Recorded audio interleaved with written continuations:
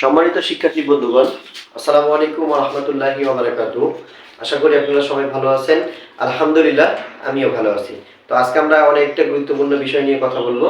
তো এই গুরুত্বপূর্ণ বিষয়টি জানতে গেলে অবশ্যই আমাদের চ্যানেল সাবস্ক্রাইব করতে হবে এবং ইউটিউব পেজ, ফেসবুক পেজগুলো ফলো করবেন।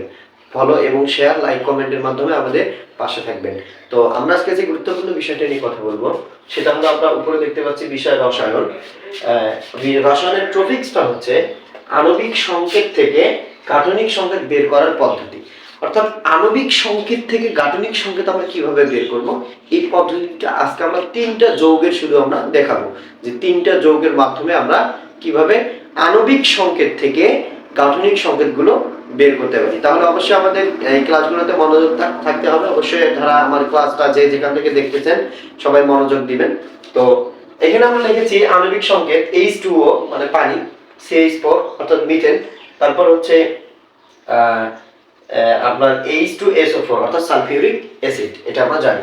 তাহলে আমরা এখানে দেখতে পাচ্ছি যে পানি অর্থাৎ H2O, তাহলে H2O এখানে আমরা দেখতে পাচ্ছি হাইড্রোজেন দুইটা এবং অক্সিজেন হলো একটা। তাহলে আমাদের গাঠনিক সংকেতটা কিভাবে হবে? তাহলে আমরা এখানে দেখতে পাচ্ছি হাইড্রোজেন 2 এবং অক্সিজেন হচ্ছে 1।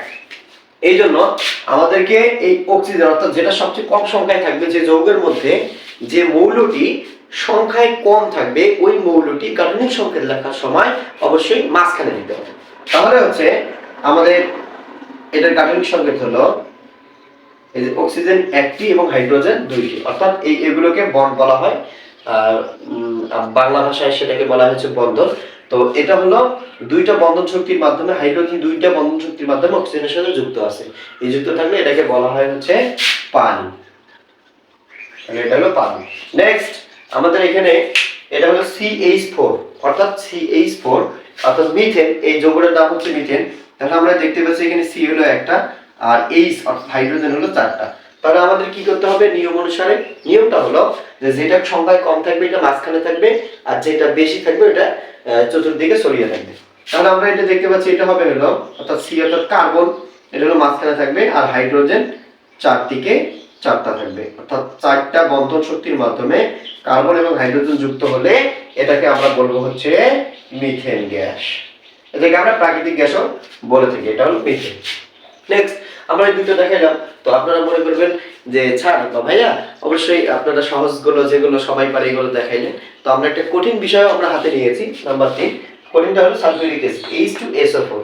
তো এখানে আমরা দেখতে পাচ্ছি যে এই যে H হলো 2টা, সালফার হলো 1টা এবং অক্সিজেন অর্থাৎ H2SO4 অক্সিজেন হলো 4টা। তাহলে এর ক্ষেত্রে কি করব?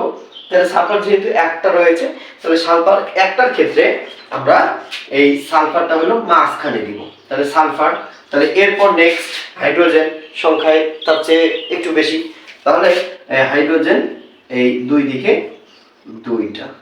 এরপর নেক্সট আমরা দেখতে পাচ্ছি O4 অর্থাৎ অক্সিজেন 4টা আছে। তো অক্সিজেন 4টার ক্ষেত্রে আমরা 4টা চারদিকে অক্সিজেন দিয়ে দেব। তাহলে আমাদের হচ্ছে গাঠনিক সংকেতটা হয়ে যাবে। তাহলে আমরা দেখতে পেলাম যে আণবিক সংকেত থেকে গাঠনিক সংকেত কিভাবে বের করা যায়, এগুলো হচ্ছে সহজ পদ্ধতি। তাহলে এগুলো আমরা নেক্সট ক্লাসগুলোতে আরো ভালো করে জানার চেষ্টা করব এবং সবাইকে জানিয়ে দেব। তো আশা করি আণবিক সংকেত থেকে গাঠনিক সংকেত কিভাবে বের করা যায় এটা আমরা সকলেই বুঝতে পেরেছি এবং এরপর নেক্সট যে বিষয়গুলো আসবে এগুলো আমরা পারবো আলহামদুলিল্লাহ। তো অবশ্যই ক্লাসটি ভালো লাগলে লাইক কমেন্ট শেয়ারের মাধ্যমে এবং চ্যানেল সাবস্ক্রাইবের মাধ্যমে আমাদের পাশে থাকবেন। ভুল ত্রুটিগুলো ক্ষমা করবেন এবং ভুল ত্রুটিগুলো আমাদেরকে ধরিয়ে দেওয়ার জন্য অবশ্যই কমেন্টের মাধ্যমে জানাবেন। তো আসসালামু আলাইকুম ওয়া রাহমাতুল্লাহি ওয়া বারাকাতুহু।